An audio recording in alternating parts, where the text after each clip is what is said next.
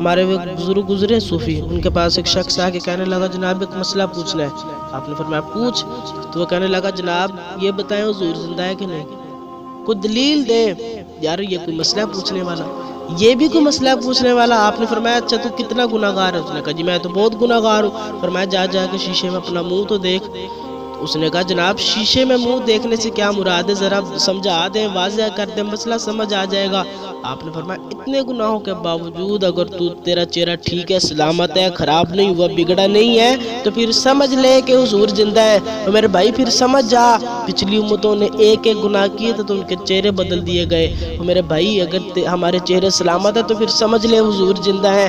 حاضر و ناظر و نور و بشر و غیب کو چھوڑ دے یہ مسئلے پوچھنا کہ حضور حاضر ناظر ہیں یا نہیں، چھوڑ دے یہ پوچھنا کہ حضور علم غیب جانتے ہیں یا نہیں، حضور نور ہے کہ بشر ہے۔